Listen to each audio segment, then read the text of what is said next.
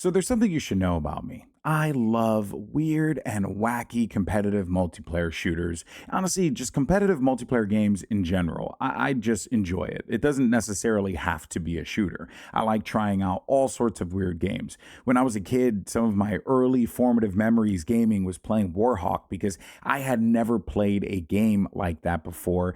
And hopping into a Warhawk and flying across the battlefield will always stick with me as an adult now. Also, games like Monday Night Combat or Super Monday Night Combat, which was one of my first introductions to like what a MOBA was, but not necessarily MOBA. It was kind of sort of a MOBA, because again, these weren't things that I was introduced to as a dirty console kid, okay? Even when I had an opportunity to play Rumbleverse, which was another more recent but weird and wacky game that took wrestling and made it into a really fun and creative battle royale game. Like, I love that stuff, which is why I really wanted to take time. I didn't even think I was going to make this. I just wanted to take time to talk about this game. It's called Last Flag, and I want to yap about it because it's $12 right now on Steam, I think, as of this video, but I'll put the actual price on the screen. But it's $15 normal price, and it's worth every dollar. Genuinely worth every single penny. And I know that, like, for some people you can be like, this guy's clearly being sponsored by them. No, I'm not. I'm really, really not. I needed a game to play last Tuesday on my stream, which, by the way, if you haven't had a chance to check it out yet, I go live every Tuesday and Thursday on Twitch, YouTube, as well as stream.place. I saw this game on the timeline, and I was like, let me go ahead and give this a whirl. The Last Flag devs can thank Tens for his marketing, because I opened up Twitch and I saw him on the front page, and I remembered seeing this trailer because the game looked so weird. I was like, this is going to be a game that I'll keep my eyes on. And here we are. It caught me. My eyes have been kept. So what is Last Flag? It's a 5v5 competitive hero shooter made by a small studio based out of Las Vegas, Nevada, called Night Street Games. I believe they're around 50 people now, and this is their first game.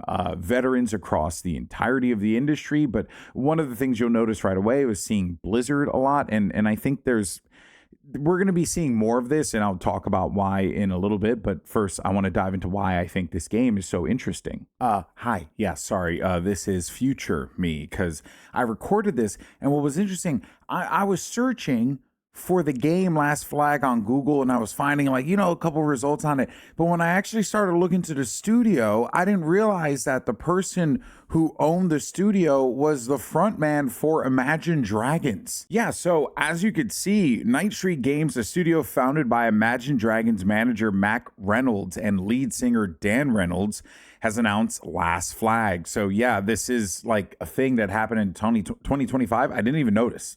Genuinely, this flew under the radar for me. So that is interesting and awesome and really unique. And I kind of dig Imagine Dragons. They did a couple esports songs once or twice, right? I remember they I'm a believer. I don't know. You get it. Anyway, back to the video. Leave me alone. So as I said before, it's a 5v5 competitive hero shooter, but it's got a really unique twist because it takes a very familiar game mode in Capture the Flag, and it does something a little different with it. So rather than it be like, I have my base, you have your base, and I got to go in there and steal the flag and bring it back to my base, which is still the core of what you have to do, which is traditional Capture the Flag gameplay mechanics. What it does is that it actually forces you and your teammates to find a hiding spot for the flag, and that is important because it plays into the rest of the gameplay flow. So you hide your flag at a area in the map, and trust me, there are a ton of secret little hidey places that you can tuck the flag into. It's pretty cool how they design the maps, and that is going to be for your opponents to have to seek out and find, while at the same time your opponents are doing the same thing on their side of the map. And there's a lot of weird quirkiness at play here because the game has a theme that is based around a 1970s, 1980s TV show,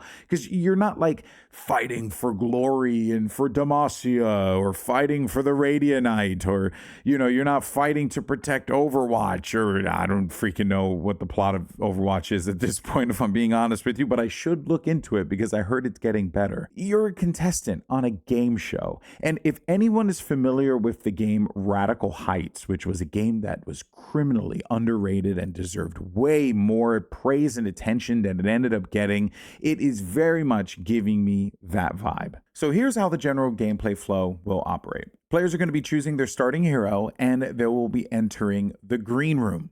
So remember, you're a contestant, not like a champion or anything like that. You're just a contestant on a TV show. And if you don't know, the green room is a phrase from my world where it's basically where you hang out until they need you on set. Then you're given an opportunity to run around your half of the map and find whatever golden bots are going to be running around, jibber jabbing and yapping and stuff like that. And that is going to allow you to be able to scrounge up some extra bonus cash that you can use to upgrade your abilities. Now, two important things to keep in mind. While this phase is happening, you can actually look out and see this giant curtain that is going to be sprawled out across the middle of the map. It's just like a little fun detail that further adds to this being a TV show. But then you also have one teammate that is going to be designated to plant the flag and hide it in a location. And that location is up to that player. But there are tons of really unique hiding areas, like little hovels that you can tuck the flag away in,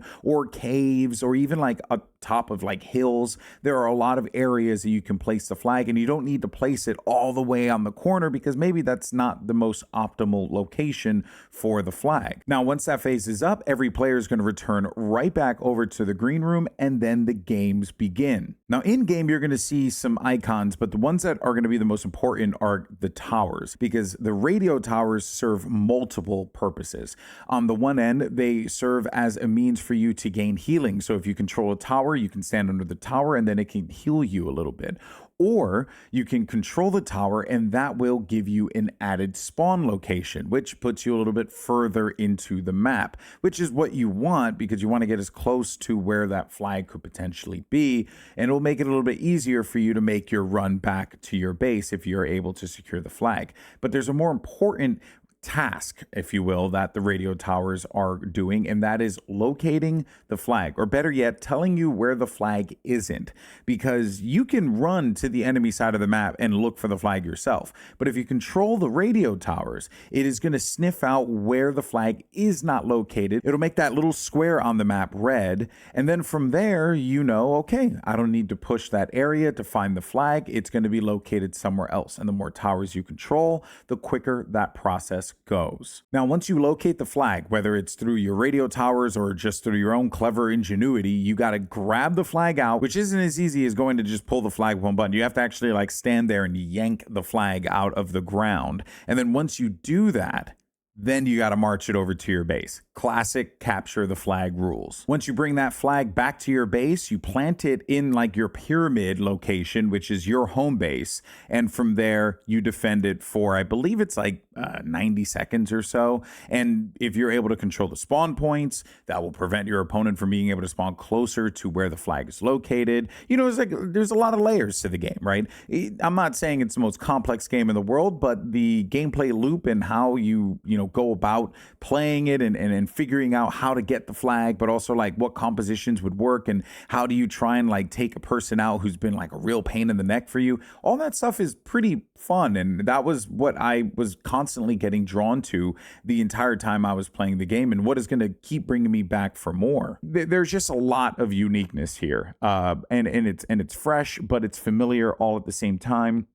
But I also need to be clear that there's a healthy amount of chaos and carnage because people don't really understand the gameplay loop right now. And I think that kind of speaks a little bit to the nature of gamers nowadays, where, add a little bit of layers of complexity and sometimes they kind of get thrown for a loop. At least that's how it felt for me. And I'm going to be very clear here. I'm in a similar boat as well, where there were moments where I was kind of lost in the moment of what I should be doing versus what was going on. That being said, once you kind of get the general premise of sticking with your team and fighting with them, it kind of is just like a series of team fights until you get your objective objective and then you bring it back and then you have to defend it. Very, very fun game. There, different pads around the map as well, so that you can get like little buffs. So you can get a shield boost or a speed boost or even a health boost. In knowing where those pads are extremely important, because that could be the difference between you winning and losing a fight.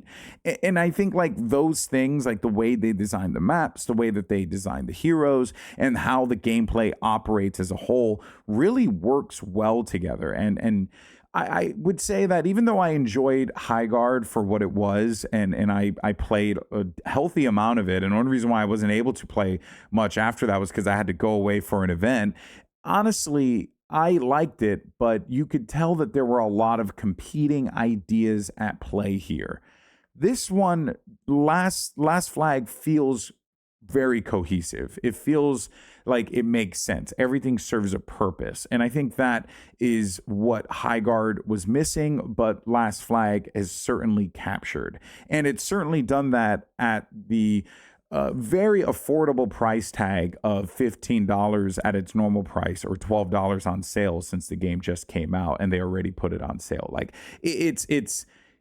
to me, it's kind of a no-brainer. If you bought a Starbucks, just recently, you went to Starbucks, you got your Starbies, your matcha, your cold brews, your whatevers. I don't know why I decided to get all Brooklyn there, but if you just did that, you probably paid more money for that than you are going to for this game. So I think it's just worth the time. It's worth checking out. And I'll be honest, this is the type of game that if I was a game dev, I would have made as well. I would have made something that was low cost to entry, very straightforward. And look, there are issues with the game. All right. I want to be clear here, right? It's a very bare bones game. There's no ranked as of right now.